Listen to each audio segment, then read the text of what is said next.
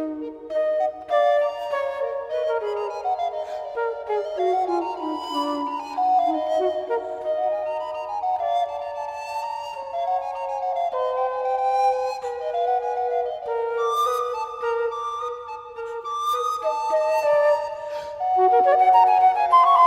buenos días a toda la audiencia que se congrega en este espacio y a quienes nos sintonizan por el canal de YouTube. Les doy la más cordial bienvenida en nombre de nuestra ministra de Educación Universitaria, la doctora Tibisay Lucena, el presidente del Centro Internacional Miranda, Domingo Medina Gutiérrez, y todo el equipo de directores, trabajadores y trabajadoras de este Centro Internacional Miranda. En el día de hoy, el motivo por el cual estamos acá es para dar continuidad a la serie de foros que hemos venido realizando desde el pasado mes de julio del año 2022. Foro que tiene en la finalidad de profundizar en el debate y el análisis de temas fundamentales referidos a la transformación del subsistema de educación universitaria. Hemos tenido una serie hasta el momento de 8 foros, 8 sesiones de estos foros. El primero de ellos, voy a hacer este breve recuento un poco para ubicarnos en la actividad que tenemos hoy, donde participaron la profe María Gilda Castellanos y la profesora Judy Valencia. En aquella oportunidad trabajamos el desarrollo, los planes de desarrollo de la nación en el marco del subsistema de educación universitaria para la transformación. Luego tuvimos acá a Magaldi Telles y a Noemí Frías, que se plantearon el desafío de la nueva institucionalidad en el marco de la transformación universitaria. También la doctora Sandra Moreno y Jennifer Hill, que discutieron en torno a la temática de la educación universitaria y el poder popular. El doctor Luis Damiani y Belkis Bigot estuvieron discutiendo y profundizando en algunos aspectos relacionados con la nueva institucionalidad universitaria para la refundación de la República. Andrés Eloy Ruiz y Richard Delgado trabajaron sobre el papel y la presencia de Hugo Chávez en el marco de la transformación universitaria. La vicepresidenta y ministra de Ciencia y Tecnología participó en el foro también desde la perspectiva de la innovación y la ciencia y la tecnología para la educación universitaria. Posteriormente, tuvimos una dupla de foros que se complementaban entre sí, relacionados con la hoja de ruta de la UNESCO para reinventar la educación superior, como lo llaman desde la UNESCO, o universitaria, como la llamamos desde nuestro país. Insistimos en mantener esa denominación. Allí participaron el viceministro David Silva, Francesc Pedro de la UNESCO y ESAL, y nuestro embajador y representante permanente de la Revolución Bolivariana ante la UNESCO, el profesor Rodolfo Pérez. Este año iniciamos nuestras actividades en el marco de este foro, planteándonos en articulación con una línea establecida en las 7 líneas de trabajo que nos ha planteado como reto nuestro presidente constitucional de la República Bolivariana de Venezuela, Nicolás Maduro, que apunta en dirección al proceso de descolonización. Y en este caso, entonces, tenemos una serie de foros en torno a esta temática, comprendiendo y subrayando que el tema de la descolonización, el tema de la colonialidad, de los colonialismos, los neocolonialismos, la modernidad y otras expresiones vinculadas a la descolonización o decolonización, no se inauguran en este momento, sino que tienen un largo camino, un largo andar, no solamente para, digamos, el desarrollo del conocimiento y el pensamiento latinoamericano, caribeño, africano, es decir, del sur global, sino que también en nuestro país hay importantes iniciativas que datan de años, que vienen desarrollándose quizás calladamente, quizás en algunos casos ignoradas, pero que es necesario en este momento compartir, poner sobre la mesa y reiniciar el debate con más fuerza quizás, con más bríos quizás, afrontando con mayor rigor el desafío, pero en todo caso avanzar en dirección a uno de los planteamientos que configuran los objetivos históricos de nuestra nación en el proceso de refundación y de construcción del socialismo, que es garantizar el bien más preciado, que es nuestra independencia. Y en ese marco se inscribe esta iniciativa. En el día de hoy damos la bienvenida al profesor Luis Delgado Arria, quien, como les dije en el foro pasado, en la sesión pasada, nos iba a acompañar, pero por razones, ese día, por razones, digamos, que no estaban en sus manos, sobrevenidas, tuvo que atender una misión fuera del país. Sin embargo, ratifica la voluntad de estar aquí con nosotros para discutir este tema, y entonces en esta sesión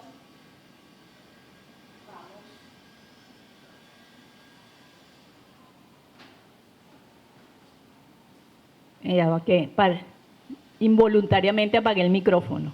Espero que se siga oyendo. Bueno, entonces les decía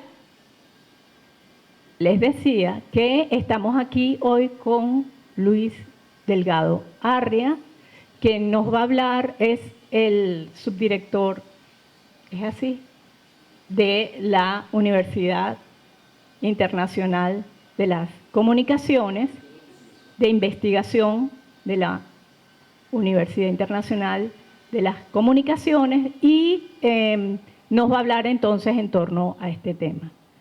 Recuerden entonces que se complementa esta iniciativa con el foro pasado, donde tuvimos a Luis Felipe Pellicer para abordar esta temática. De manera de que muy probablemente vamos a obtener un tríptico de esta, o una trilogía de vertientes de este tema. Sin más nada que decir, entonces le damos la palabra y la bienvenida nuevamente al profesor Luis Delgado. Muchísimas gracias a todos los representantes de esta casa de estudios, porque el Centro Internacional Miranda, por definición, nos lleva a esa inmensa biblioteca de Sebastián Francisco de Miranda, quien nos enseñó a llevar el saber a donde quiera, donde hay luchas. Entonces, bueno, primero que nada, bueno, quiero expresarle mi agradecimiento y mi cariño a nuestra ministra Tibisay Lucena, a nuestro presidente del Centro Internacional Miranda, Domingo Medina, al director ejecutivo de esta institución, David Jaimes, al director de gestión y divulgación de contenidos, Javier Sarabia, gran amigo, Edgar Figuera, director de investigación de interacción. Una cosa es interacción académica y otra es intervención académica. Disculpe. A la compañera Gloria Guilarte, quien tiene la delicadeza de presentarnos, directora de participación social, a Fernando Aspurroa, director de investigación, mi colega aquí en esta institución, a Eduardo Medina, director de geopolítica e integración, a Yasmina Rauseo, investigadora del Centro Internacional Miranda, y a Verónica Gómez Díaz, directora de comunicación. Entonces, bueno, agradecer la temeridad de haberme invitado a pensar sobre estos temas. Yo soy de formación académica, licenciado en letras, después he estudiado arte, algo de filosofía, pero digamos el tema de educación a mí me confronta con una historia muy personal que me interpela gravemente, que es que mi padre estudió filosofía en Roma, teología, porque él se estaba formando como seminarista, y después a su venida aquí él estudió en Roma, o sea, estudió para obispo, digámoslo así, porque era la forma que preparaba a los obispos, a los mejores estudiantes de América Latina. Y bueno, después vino para acá y finalmente terminó entrando en el pedagógico y a la Universidad de Carabobo. Y básicamente lo que se entregó a él a hacer en casi toda su vida fue el tema de la educación. Él participó durante toda su vida en la dirección de educación del Pedagógico de Caracas. Entonces, yo que no he sido, digamos, teórico de la educación, ahora me tengo en este aprieto de buscar dictar alguna suerte de exposición útil para nuestros investigadores y también para nuestros, digamos, alumnos de esta casa de estudios y de todos los que de alguna manera asisten a este tipo de charlas por las mal llamadas redes sociales, que yo prefiero llamar las redes antisociales generalmente. Por lo general son antisociales, excepto cuando son utilizadas para este tipo de fines educativos. Pero entonces, el tema que me compelen a abordar es el tema de la decolonización de la educación universitaria. En primer lugar, una parte de la trampa de pensar desde las instituciones universitarias es pensar al margen de la historia de vida de cada uno y al margen, es decir, ya comenzar a pensar cualquier tema a partir de la exterioridad del sujeto hablante, del sujeto viviente, del sujeto sufriente y del sujeto que ha construido su experiencia, ¿no? Y si comenzamos desde allí, por supuesto, ya estamos en una exposición donde se nos pide pensar la decolonización de la educación y comenzamos por reproducir la colonización del saber y del poder que se nos ha históricamente impuesto. Entonces, ahora a propósito de esta invitación, en estos minutos antes de comenzar se me ocurrió romper un poco algunas ideas de algunos puntos que quería compartir con ustedes con el máximo cariño y con el máximo respeto de todos los que estamos aquí, con algunas reflexiones de por dónde creo yo que comenzó mi educación. Yo recuerdo que estando yo pequeño, en los primeros años de mi vida, como suele sucedernos a muchos de nosotros, por ejemplo, incluso Chávez, yo terminé siendo criado no solamente por mi padre y por mi madre, sino en mi primera infancia fundamentalmente una figura tutelar de mi educación fue mi abuela Josefina, la llamábamos Palita. Y ella era una mujer indígena que no había llegado más de tercer grado de primaria, pero una mujer que tocaba piano, órgano, guitarra, cuatro, que se conocía cientos de poemas y sobre todo era una mujer que sin aspavientos de tener ninguna conocimiento chamánico, ella había sido criada, era huérfano de padre y de madre, por lo menos no los conoció mucho y fue criada por una madrina. Y esa madrina era una mujer igual que ella, indígena, y creo yo que les trasvasó un conjunto de conocimientos que de alguna manera también me los introyectó a mí. Entonces voy a relatar algunas 4 o 5 aprendizajes que tuve yo de mi interacción con ella. Resulta que por diversas razones yo no entré a educación, como se llamaba anteriormente, preescolar, y mi alfabetización se cumplió fundamentalmente con ella, cuando ella comenzó a enseñarme con un libro de mantilla las primeras letras, las primeras vocales, las primeras lecciones de... Yo estaba asistiendo al colegio, pero la maestra no lograba enseñarme, entonces ella se puso conmigo. Y yo recuerdo que yo le hice 5 preguntas, que es lo que quiero yo, y las respuestas que ella me dio. La primera, mi padre tenía una casa llena de libros, creo que tenía una colección como de 5.000 libros, y ese espectáculo era espeluznante, vivir en una casa con 5.000 libros y uno no saber leer, ¿no?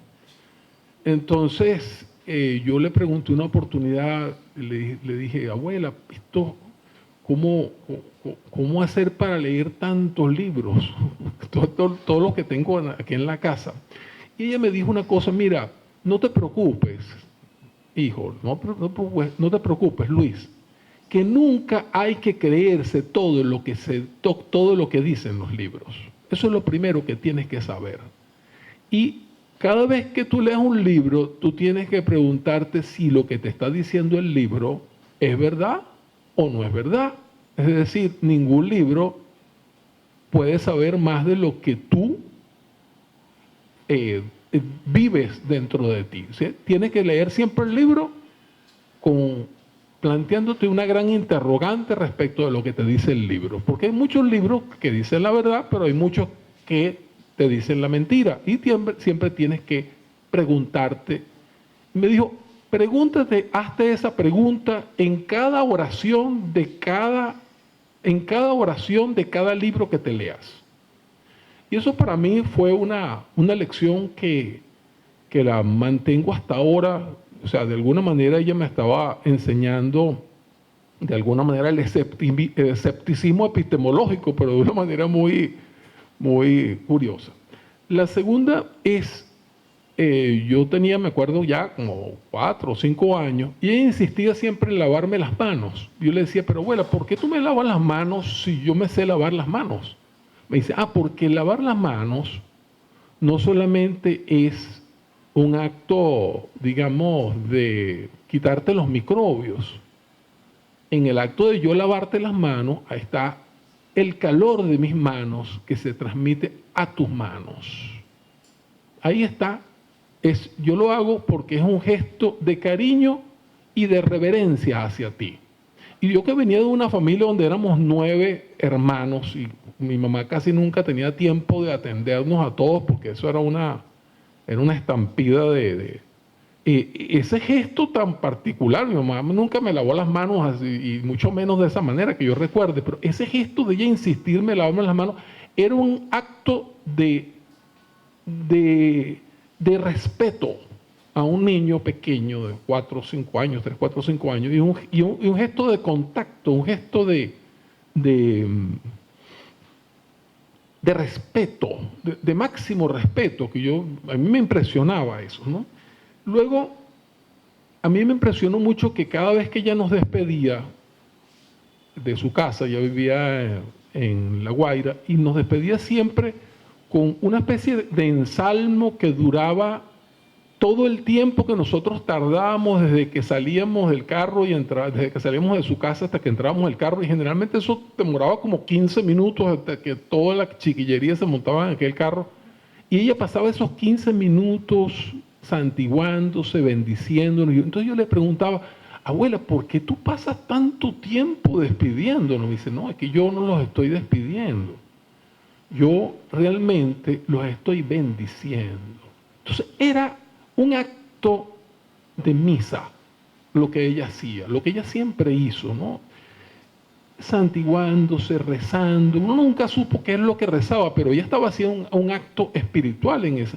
Y era un acto que uno no lo entendía, pues con los años he venido entendiendo que ahí había un acto acto de despedida, porque ella estaba ya muy anciana y no sabía cuándo era el momento definitivo de la despedida, pero había un acto de bautismo familiar, había un acto de conexión profunda que a lo mejor nosotros no podíamos entender del todo, seguramente cuando pequeños, pero con los años fuimos entendiendo más eso. Luego, ella tenía una cosa que a mí me impresionó mucho, que ella todo lo que pedía lo conseguía.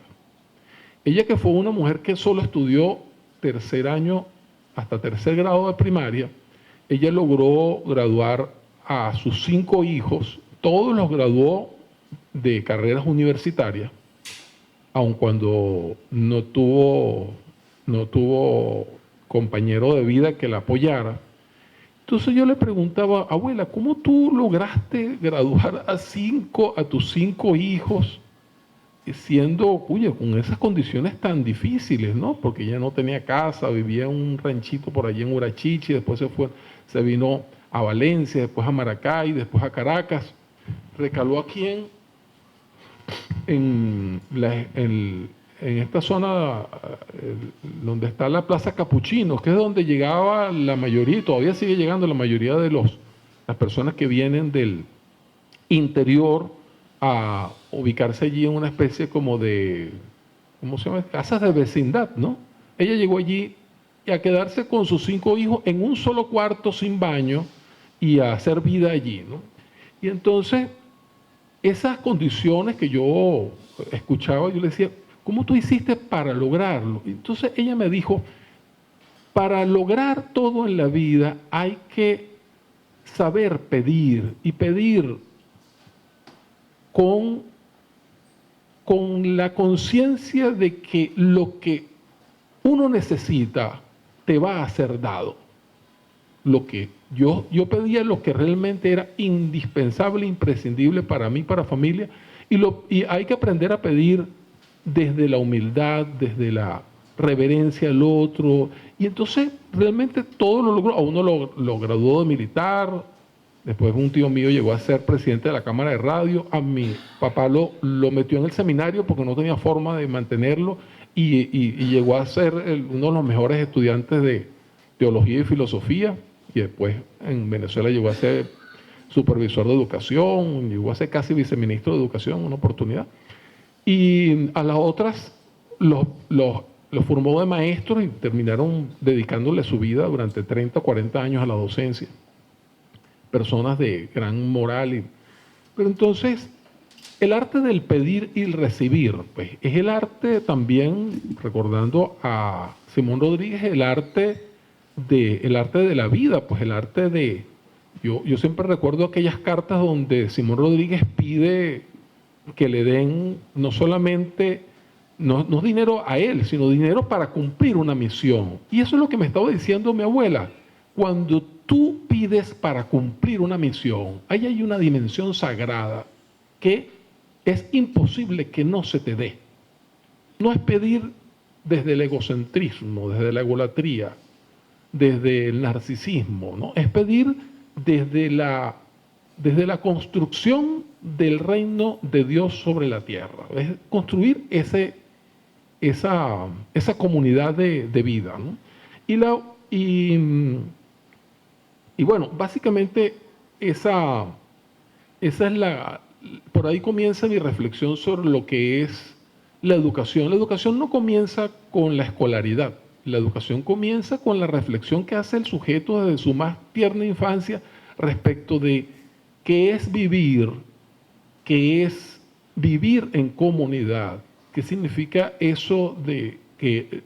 Mi pregunta cuando ella me estaba lavando las manos es si el acto de lavarse las manos, como me había dicho mi mamá, era un acto básicamente de asepsia. Aquí había algo que no coincidía, porque ella insistía siempre en lavarme las manos, ella con sus manos, y me ponía el agua tibia para que no saliera fría. Ese acto era un acto que no coincidía con la episteme, digámoslo así, científica, digamos, instrumental con la cual nos habían formado. Ahí había otra cosa, ¿no?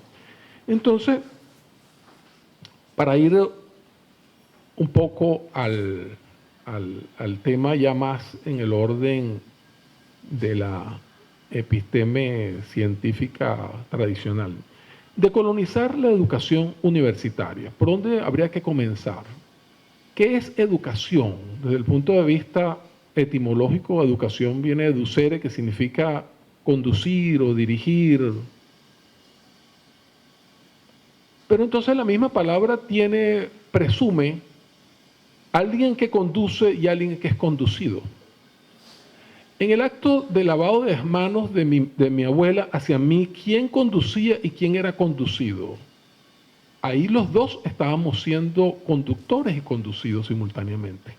Ahí los dos estábamos siendo sujetos de un aprendizaje. Yo el aprendizaje de una gratuidad de su tacto, de su caricia, de su amorosidad, de su entrega, de su reverencia por mí.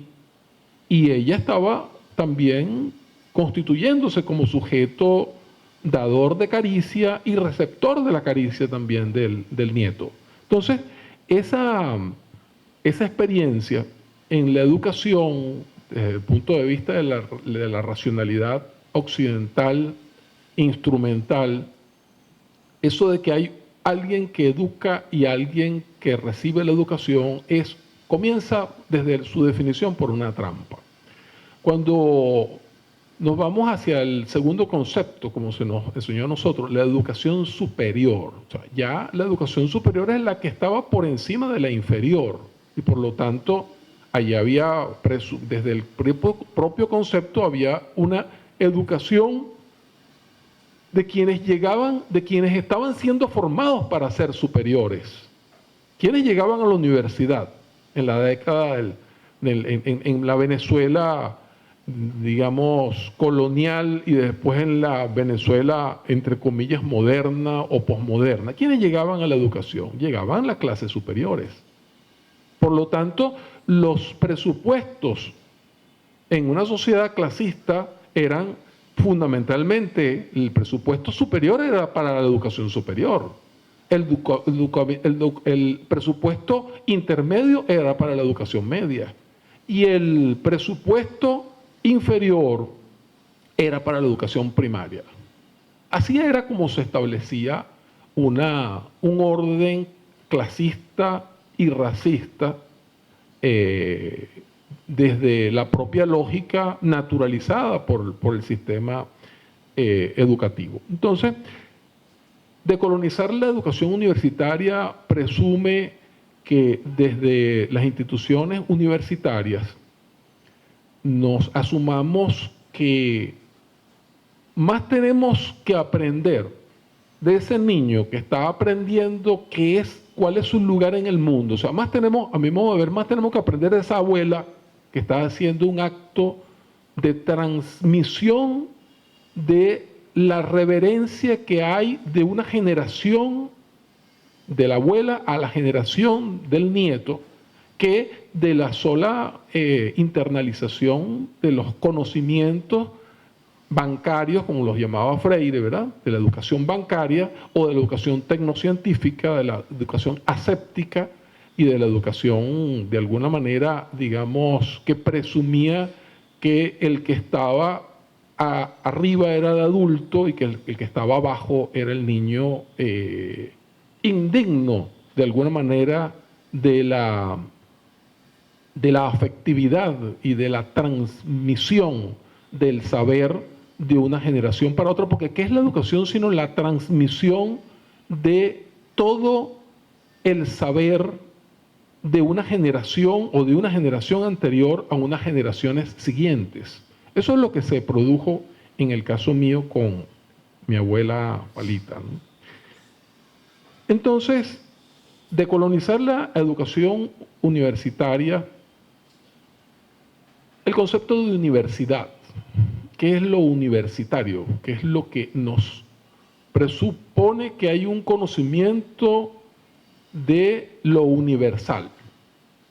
No de lo pluriversal, no de lo otriversal, sino del lugar en donde está el conocimiento instituido propiamente universal, racional, científico, ontológico. ¿Cuál es ese lugar? Obviamente Europa, obviamente Occidente, obviamente la racionalidad funcional en la constitución de esa,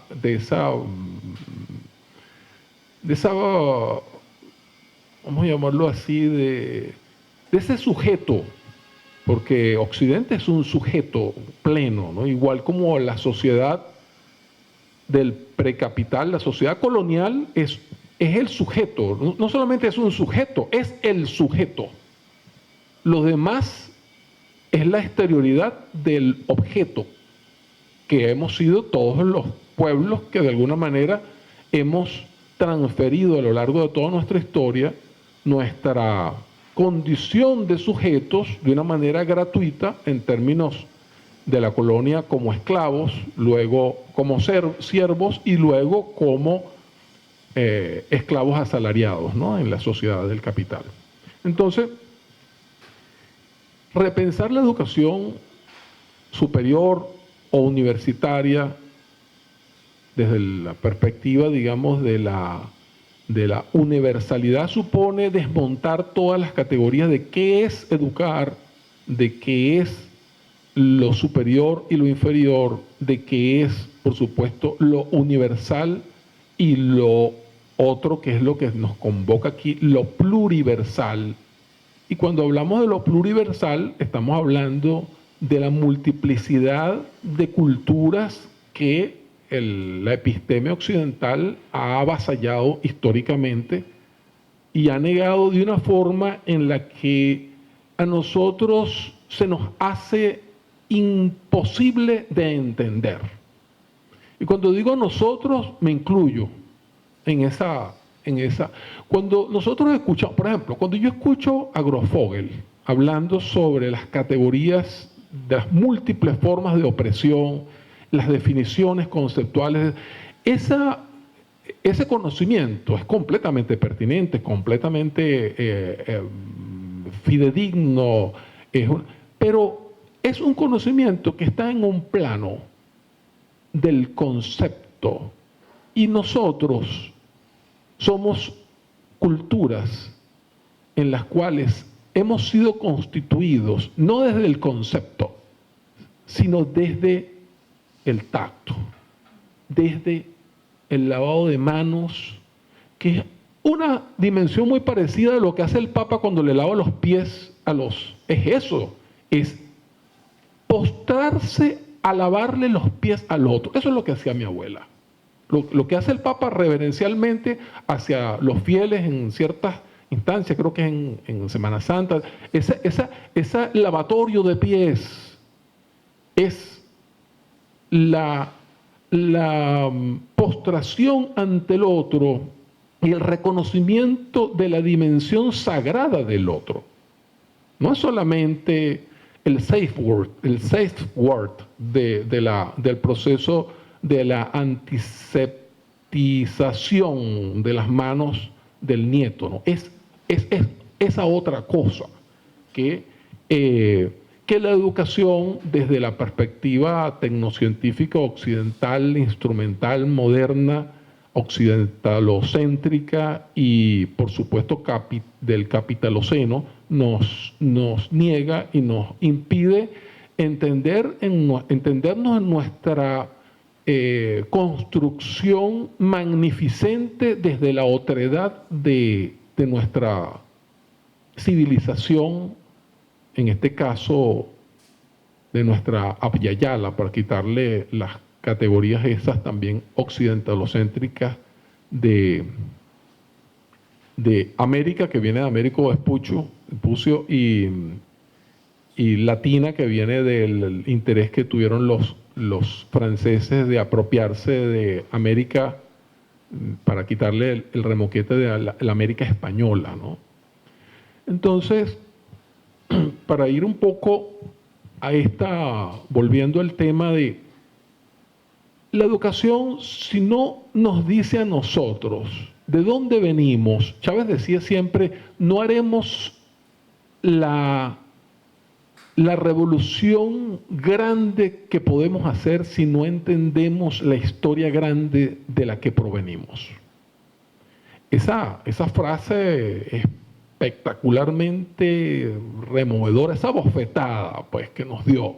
Cuando digo bofetada, va para mí, porque yo fui formado con la idea de que el conocimiento estaba en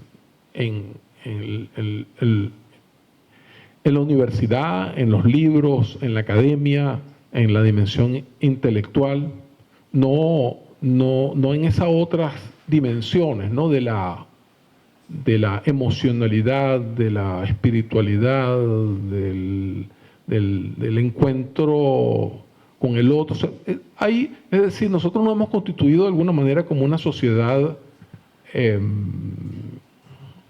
neurótica. ¿Qué es un neurótico? Una persona que quiere a su madre y se lo expresa es una persona normal. Una persona que odia a su madre y se lo expresa es una persona normal. Una persona que ama y odia a su madre es un neurótico. Nosotros hemos tenido una experiencia con relación a nuestra propia esencia o nuestra propia historia, nuestro propio ser profundamente, como decíamos, neurótica. ¿Por qué? Porque por un lado yo entiendo la maravilla de esa relación con mi abuela, pero por otro lado se nos dice eso no es lo que te constituye como ser para la vida, porque la vida es producir. Desde la perspectiva del capital, la vida es producir. Y producir es generar lucro. Y generar lucro es de alguna manera arrodillarse no ante los pies de la magnificencia del otro, sino arrodillarse frente a los pies de la magnificencia de la sociedad del capital, del sujeto histórico, el único sujeto histórico válido que antes fue la colonia y hoy día es el capital. Entonces, ¿por qué le digo que es imposible que nosotros entendamos? ¿Por qué digo que es imposible que ustedes me entiendan lo que estoy queriendo decir? Porque tiene unas dimensiones tan escalofriantemente inhumanas que desde lo humano se hace imposible entenderlo. Entonces, quiero hacer un ejercicio Yo estudié con un libro llamado la cartilla de, ¿cómo era? Mantilla. Bueno, la cartilla de Mantilla, con la cual mi abuela me enseñó a leer, porque las maestras fracasaron estruendosamente, mi madre también, pero mi abuela llegó con la cartilla de Mantilla. Creo que es más por lo de mi abuela que por lo de Mantilla. Y comenzó B, U, y con los ro es burro y así. Bueno, así fuimos y pa con pa es pa y L con O es lo y palo y bueno, y el palo es parte de las palabras importantes que hay que aprender en la sociedad del coloniaje, ¿no? Porque ha sido un saber a palos. ¿Cuál es, a mi modo de ver, el Mantilla desde el cual nosotros debimos haber comenzado nuestra educación, si no primaria, por lo menos secundaria? Es este libro, fundador de lo que es nuestra realidad, que se llama La destrucción de las Indias, de Fray Bartolomé de las Casas. Dice, esta brevísima relación de la destrucción de las Indias supuso el comienzo del reconocimiento de los derechos de los indios por parte de la corona española, dice aquí este libro, ¿no? Está subtexto que pone el libro, obviamente todo ideológico, falsa conciencia. Ni hubo reconocimiento ni de derechos, ni de los indios, ni de parte de la colonia española, ¿no? Pero voy a leer, entonces, voy a tomarme la libertad, y me disculpan, que vaya a hacer unas citas relativamente largas, pero ¿por qué las hago? Porque esto que no se nos ha dicho en nuestra educación es creo yo que por donde debimos haber comenzado. Yo hice el ejercicio de leérselo a mi hijo de 14 años y me dijo, papá, no me vuelvas a leer eso nunca más, porque yo soy demasiado sentimental y eso me hace odiar a los españoles como tú no tienes idea. Yo no puedo seguir escuchando eso. Yo sé que es muy fuerte, pero voy a hacer la experiencia con los que estamos aquí para lograr poner en la dimensión no del conocimiento cerebral, lógico, céntrico y científico social, sino en una dimensión muy parecida al de como mi abuela me lavaba las manos, en la dimensión táctil. Vamos a vivir esto táctilmente, que es lo que dice 40 años después de comenzada la aventura del coloniaje en América Latina, que es lo que dice el padre de las casas luego de un proceso de estupor que se transformó en horror, indignación y de alguna manera se transformó en imposibilidad de poder continuar dando la comunión en un contexto en el cual lo que estaba haciendo la corona española, pero también la Iglesia Católica, era precisamente invertir toda la ética cristiana y la ética con la cual supuestamente se estaba haciendo un proceso civilizatorio por parte de Europa hacia América. ¿Qué dice este señor en la primera página? Oigan esto. Dice, todas estas universas e infinitas gentes a todo género crió Dios, los más simples, está hablando de los indígenas, sin maldades ni dobleces, obedientísimas, fidelísimas a sus señores naturales y a los cristianos, es decir, a los españoles, ¿verdad? A quien sirven, más humildes, más pacientes, más pacíficas y quietas, sin rencillas ni bullicios, no rijosos, es decir, no peleones, ¿verdad? No querellosos, sin rencores, sin odios, sin desear venganzas que hay en el mundo. Son asimismo las gentes más delicadas, flacas y tiernas en complición y que menos pueden sufrir trabajos y que más fácilmente mueren de cualquier enfermedad, que ni hijos de príncipes y señores entre nosotros, criados en regalos y delicada vida, no son más delicados. Un poco más adelante dice, en estas ovejas mansas y de las calidades susodichas por su hacedor y criador, así dotadas, entraron los españoles desde luego que las conocieron como lobos y tigres y leones crudelísimos, de muchos días hambrientos. Y otra cosa no han hecho de 40 años a esta parte hasta hoy, y hoy en día lo hacen, sino despedazarlas, matarlas, angustiarlas, afligirlas, atormentarlas y destruirlas por las entrañas, y nuevas y varias y nunca otras tales vistas ni leídas y oídas maneras de crueldad, de las cuales algunas pocas abajo se dirán, en tanto grado que habiendo en la isla española sobre 3.000 ánimas que vimos, no hay hoy de los naturales de ella 200 personas. Hablando que en 40 años se redujo la población de esa parte de 3.000 a 200, es decir, un 7% en 40 años en la isla española. Y dice entonces en la tercera página, la causa por que han muerto y destruido tantas y tales y tan infinito número de ánimas los cristianos ha sido solamente por tener por su fin último el oro y henchirse de riquezas en muy breves días y subir a estados muy altos y sin proporción de sus personas, conviene saber, por la insaciable codicia y ambición que han tenido, que ha sido mayor que en el mundo ser pudo, por ser aquellas tierras tan felices y tan ricas y las gentes tan humildes, tan pacientes y tan fáciles a sujetarlas, a las cuales no han tenido más respeto, ni de ellas han hecho más cuenta ni estima. Hablo con verdad por lo que sé y he vivido y he visto todo el dicho tiempo. No digo que de bestias, no digo que lo han tratado como bestias, porque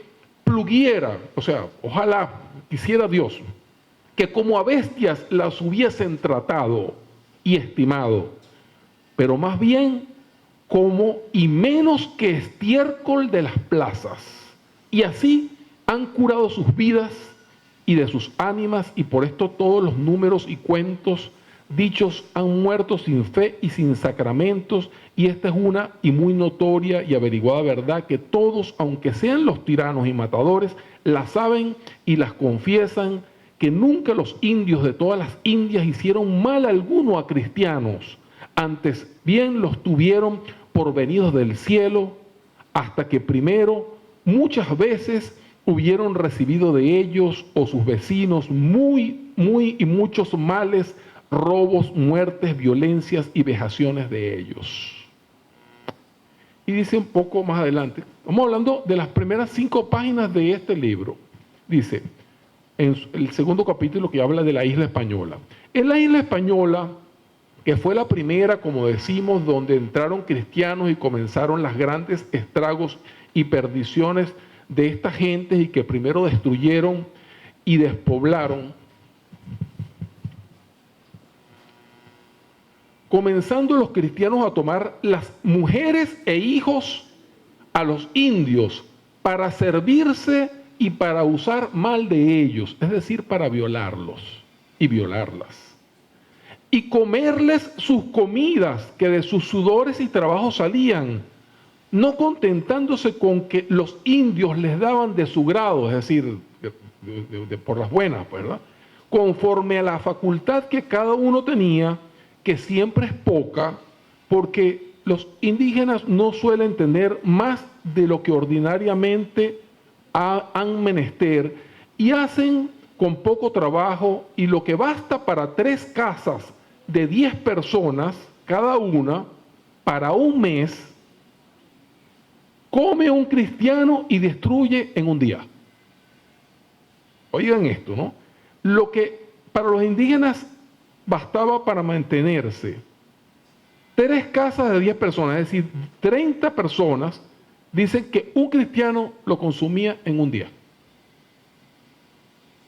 Y otras muchas fuerzas y violencias y vejaciones que les hacían, comenzaron a entender entonces los indios que aquellos hombres no debían de haber venido del cielo. Y dice entonces un poco más adelante, voy a leerlo completo, porque esto es tan escalofriante que hay que conocerlo. Dice, y algunos entonces escondían sus comidas, otros escondían sus mujeres e hijos, otros huíanse a los montes por apartarse de gente tan dura y terrible. Los cristianos entonces dábanles de bofetadas y puñadas y de palos hasta poner las manos en los señores de los pueblos, es decir, en los caciques. Y llegó esto a tanta temeridad y desvergüenza que al mayor rey señor de toda la isla, un capitán cristiano le violó por fuerza a su propia mujer.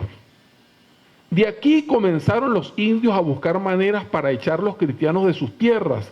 Pusiéronse en armas, que son harto flacas y de poca ofensión y resistencia y menos defensa, por lo cual todas sus guerras son poco más que acá juegos de cañas y aún juegos de niños. Los cristianos con sus caballos y espadas y lanzas comenzaron a hacer matanzas y crueldades extrañas en ellas, extrañas en ellos. Fíjate este inciso, extrañas en ellos. Acuérdate que esto es una carta que le está enviando al rey respecto de la operación militar especial que se lanza el rey de España contra todas las supuestas indias, ¿verdad? Entonces entraban en los pueblos y ni dejaban niños, ni viejos, ni mujeres preñadas, ni paridas que no desbarrigaran, y hacían pedazos como si dieran en unos corderos metidos en sus apriscos. Apriscos es donde viven los chivos, ¿no? Hacían apuestas sobre quién de ellos, de una cuchillada, abría a un hombre por el medio, o le cortaba la cabeza de un piquete, o le descubría las entrañas. Tomaban las criaturas de las tetas de las madres por las piernas y daban de cabeza con ellas en las peñas. Es decir, agarraban a los niños los niños se los quitaban de los senos de las madres y los agarraban por las piernas y les estrellaban las cabezas de los niños recién nacidos contra las piedras. Otros daban con ellas en los ríos por las espaldas, riendo y burlándose, y cayendo en el agua decían, o sea, echándolos en el agua decían: bullís, cuerpo de tal. Bullís es zambullís, ¿no? Zambullís es el cuerpo de tal. Y otras criaturas metían en la espada con las madres al mismo tiempo, y todos cuanto delante de sí hallaban. Hacían unas horcas largas que juntasen casi los pies a la tierra, y de 13 en 13, a honor y reverencia de nuestro Redentor Jesucristo y de los 12 apóstoles, poníanles leña y fuego, los quemaban vivos. En nombre del Señor Jesucristo los quemaban vivos.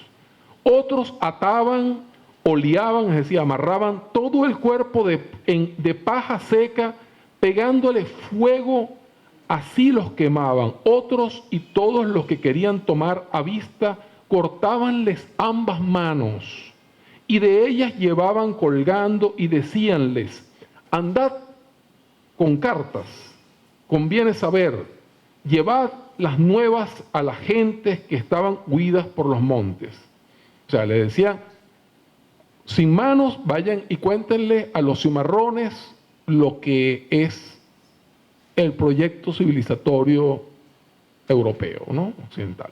Comúnmente mataban gentes que estaban huidas por los montes, comúnmente mataban a los señores y nobles de esta manera, que hacían unas parrillas de varas sobre horquetas y atábanlos en ellas y poníanles por debajo fuego manso, para que poco a poco, dando alaridos en aquellos tormentos desesperados, se les salieran las ánimas. Bueno, esto son las 5 primeras páginas de este libro.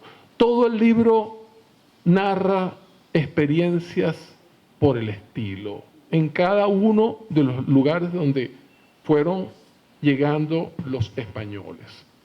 Entonces, ¿por qué este libro nunca se ha leído? Porque yo nunca leí este libro ni en primaria, ni en media, ni en la universidad, ni en la maestría, ni en los doctorados. ¿Por qué nunca lo hemos leído? Porque podríamos decir, porque nuestra educación ha sido y sigue siendo colonial. Porque por aquí es por donde comenzó toda la historia. Estamos hablando de la enunciación de un sacerdote español, obispo, que tuvo la posibilidad de enviarle esta misiva al rey de España con la esperanza de que pudiera cambiar la lógica genocida, biocida y de alguna manera también llamándole la atención de que esta lógica hacía inviable incluso la producción de riquezas dentro de la propia América. Es decir, ¿de qué está hablando el padre de las casas allí?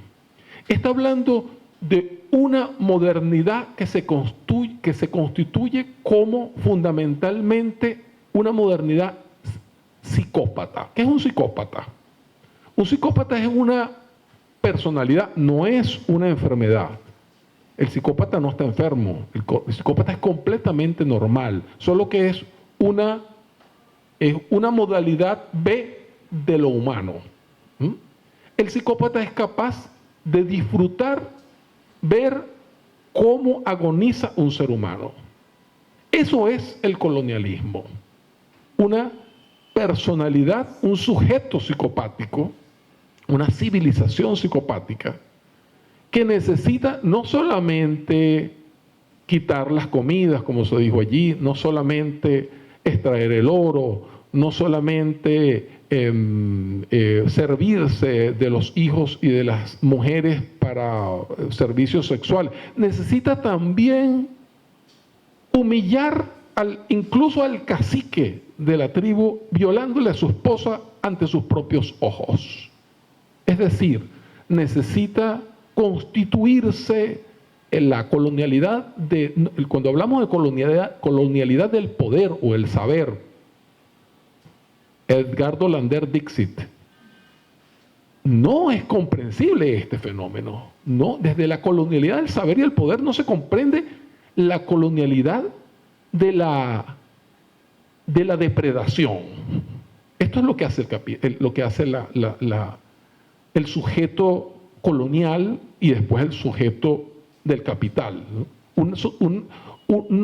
Es imposible que se constituya a sí mismo si no es mediante la operación de la vejación, de la humillación, de la degradación y del aleccionamiento de que o te ciñes a este modo de humanidad, entre comillas, ¿verdad?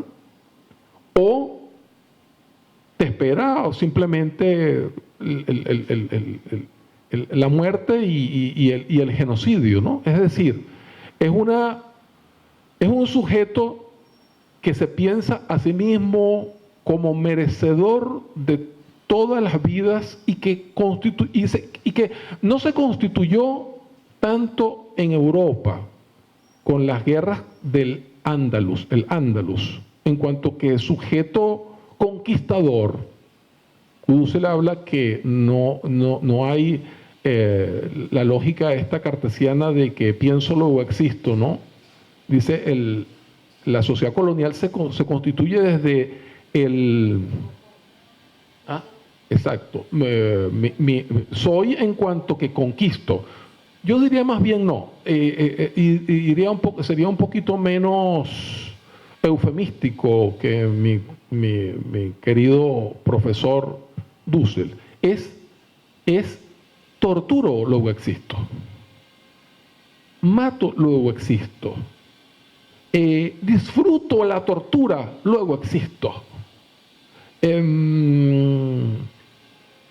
Experiencio el terror del hombre y de la mujer mientras están violando a la esposa del cacique, luego existo. Es decir, devengo en personalidad civilizatoria psicopática, luego existo. Si no logro hacer eso, como tal no existo. Es decir, la modernidad es un proyecto que no se compadece con estas lógicas de las cuales nos hablaron, que la modernidad fundamentalmente tenía como proyecto la producción de mercancías. No es producción de mercancías. En la producción del pillaje, del saqueo, de la violación y de la negación radical de toda la humanidad del otro, yo constituyo, en este caso, o sea, el capital, el colonialismo, después de la capital, constituye no un sujeto humano, sino un sujeto precisamente, si algo hay incompatible con la humanidad, es la personalidad psicopática. Esa personalidad no se entiende, un psicópata no se entiende a sí mismo en términos de construir con el otro, sino en términos de ver cómo se utiliza el otro para exclusivamente los propios fines. Es decir, de alguna manera, ni siquiera es un narciso, ni siquiera es una personalidad maquiavélica, es una personalidad, y aquí está la categoría principal, es una personalidad demoníaca. Es un sujeto satánico.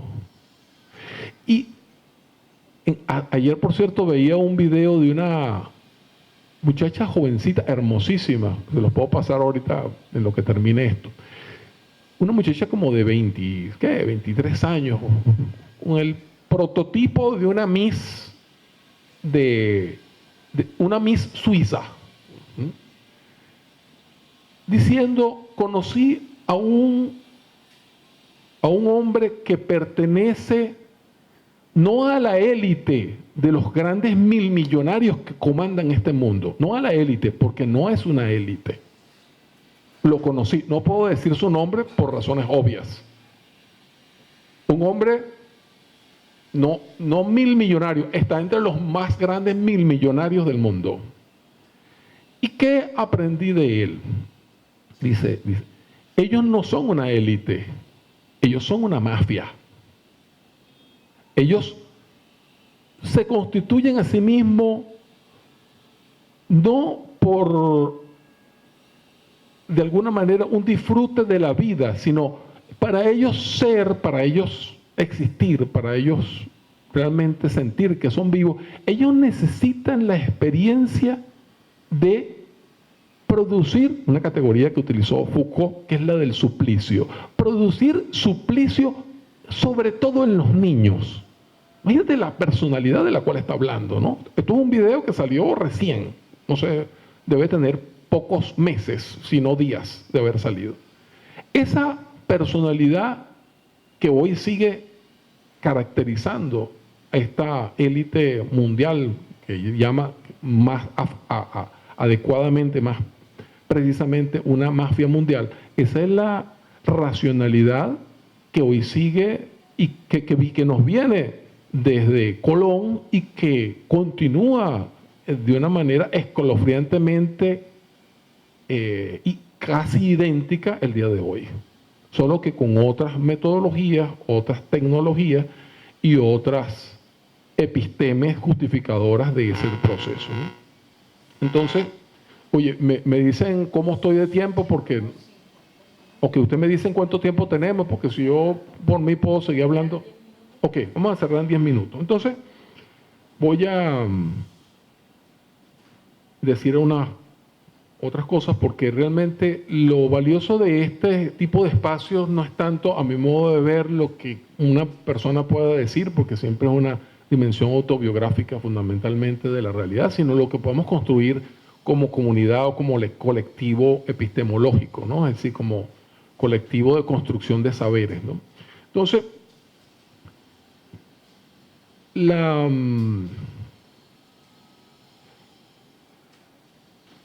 ¿qué pasó con esta breve relación de la destrucción de las Indias? Esto generó una crisis en la corona española. El rey instruyó que se debatiera la pertinencia de este tipo de racionalidad que estaba encarnando el padre de las Casas. ¿Y el padre de las Casas? ¿Y en qué devino? Devino en un debate, que lo llamaron juicio de Valladolid, donde se contrapusieron dos figuras, el padre de las Casas y el padre Ginés de Sepúlveda, en donde el padre Ginés de Sepúlveda construye un documento que, por cierto, no llegó a circular, sino que se llegó a conocer muchos siglos, incluso siglos después, donde él básicamente, el padre Ginés de Sepúlveda, construye la justificación epistemológica y ontológica de la colonia en esta racionalidad. Dice, él, por derecho natural, lo superior debe mandar sobre lo inferior. El hombre debe mandar sobre la mujer, que es inferior. El occidental debe mandar sobre los indígenas y sobre los africanos, ¿verdad? Y con base en esa lógica, es decir, con base en esa ontologización del racismo, que es un racismo que nace como racismo geopolítico, ¿verdad? Un racismo civilizatorio, ¿verdad? Se constituye una racionalidad, como yo la he etiquetado, psicopática, maquiavélica, perversa, que está en el centro de la continuidad de cómo el capital ha construido la lógica por medio de la cual justifica que un capitalista puede hacer una administración de los factores de producción y justificar la extracción del lucro a toda una población, ¿verdad? A toda la clase expropiada, ¿no? Entonces, este fenómeno que se constituyó en América, en toda nuestra América, después se reprodujo también en Europa. El trabajo de Marx en El Capital fundamentalmente es un desnudamiento sistemático de cómo el sujeto del capital se constituye en un proceso no solamente de explotación, no solamente de construcción de un industrialismo temprano, no, en un proceso, en primer lugar, de pillaje de las tierras comunales, de las tierras, digamos, y de todas las posesiones de los pequeños campesinos en la Inglaterra del comienzo del siglo XIX, y cómo de alguna manera esa operación es la segunda vuelta de tuerca que necesita hacer el capital para constituirse como sujeto universal y eterno. Entonces, esa operación que practica Marx lo que nos está queriendo decir es que el colonialismo no es una racionalidad, es fundamentalmente un mito. Y el capitalismo también es un mito, el desarrollo es un mito, el progreso es un mito. ¿Y por qué es importante manejar esto? Porque en tanto no salgamos del laberinto, de la lógica desde la cual nos pensamos como sujetos para la modernidad y para la productividad, entendido como modernidad y productividad, la negación de un 90% de la humanidad en beneficio de un 1% de los 1000 millonarios. A medida que no entendamos esto y no lo hagamos carne en la cotidianidad y no logremos explicar, yo necesito explicárselo a mi hijo Jorge Luis de 14 años y a mi otro hijo de 24. Y vaya que qué difícil es explicar esto, porque pareciera como que estamos hablando, es decir, en la sociedad hoy de lo que llaman el poscapitalismo, en la que la verdad está en suspenso, nada es propiamente verdad, todo es una narrativa. Cuando hay una referencia que hace Rafael Bautista Segales de un astrofísico llamado Anatoly Kovenko, él refiere que Anatoly Kovenko, que es un astrofísico de los más prominentes, creo que ganador del premio Nobel, es contratado para analizar unas incompatibilidades en el cálculo de los eclipses por parte de un equipo multidisciplinario internacional, y entonces a partir de allí él comienza a hacer un análisis sobre el tema de las discontinuidades de la historia, de la ciencia de la historia, y descubre que por lo menos hay 4 siglos en el que la historia que nos han contado es una historia fundamentalmente ficcional. Está diciendo Kovenko que la historia como ciencia es una pseudociencia. Pero de ahí se deriva, si la historia es una neurociencia, también dice, la sociología es una falsa ciencia, es una ciencia ideológica, es una narrativa, es una invención. La sociología y la antropología. Y de ahí podemos hacer una extensión, es decir, hoy día todo el capital epistemológico producido está en el banquillo de los acusados. Todo, es decir, todo lo que hemos aprendido hasta ahora necesita ser revisado a la luz de una nueva esfuerzo de hacer una revisión de hasta qué punto estamos partiendo de hipótesis completamente ideológicas, es decir, falseadas, es decir, mentirosas. Por lo tanto, lo que tenemos como génesis de Occidente y de los occidentalizados que somos los latinoamericanos, los africanos, los asiáticos, ¿verdad? Es una génesis de un fratricidio, ¿verdad? De unos hermanos matando a los otros con base o con el pretexto de que estamos haciendo la ley divina, cumpliendo el mandato de Dios, porque se les mataba a los indígenas en nombre de nuestro Señor Jesucristo y de los 12 apóstoles. Hoy día los asesinatos se cumplen en nombre del mito del desarrollo, del progreso, de la única civilización realmente existente. Es decir, estamos frente a un civilicidio, un deicidio o teologicidio, un biocidio. Y cuando se le pregunta a Mao, y esta es la pregunta central, ¿educación para qué? ¿Qué es la educación? Y Mao nos dice, aquí dice que no hay educación sin investigación. Hasta que no hay investigación sobre un problema, ahí no hay educación. ¿Y cuál es la tragedia de nuestra mayoría de nuestras universidades en Occidente y también en Oriente? Es que partimos de un conocimiento completamente impertinente para entender cómo hemos llegado a donde hemos llegado, ¿no? Entonces dice aquí, en esta cita del presidente Mao Zedong, dice: ¿no puede usted resolver un problema? Pues bien, póngase a investigar su situación actual y sus antecedentes.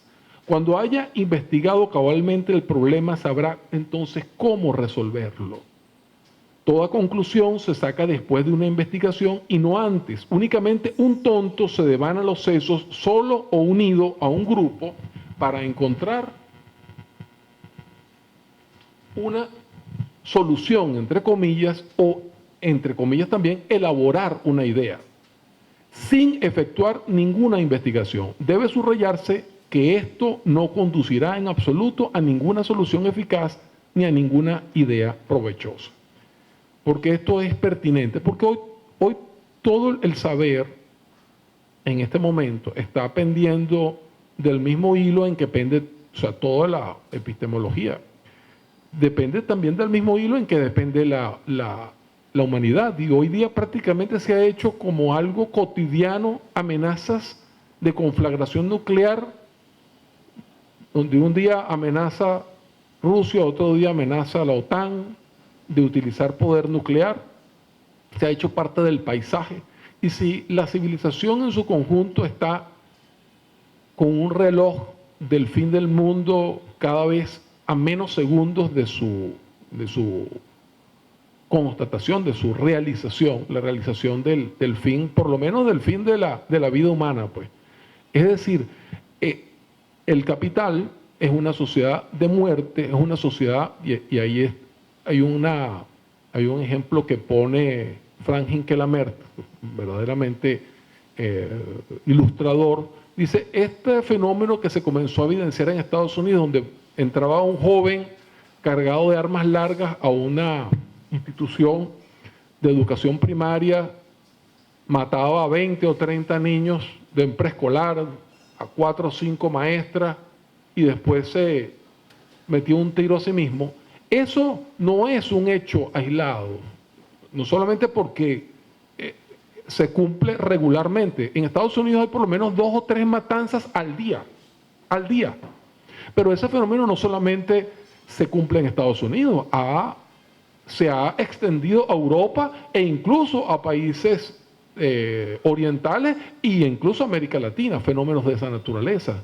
Entonces, ¿qué es lo que dice Frank Hinkelhammer? Esa es un epifenómeno, esos hechos son epifenómenos de lo que es la lógica del capital, una lógica en la cual el homicida es simultáneamente suicida. Es la definición del capital, un genocida que es simultáneamente su propio asesino. Es decir, una civilización sin horizonte de utopía, sin horizonte de realización propiamente humana, y lo único que le queda entonces es la negación de todo cuanto ha sido y de todo cuanto puede ser. Es decir,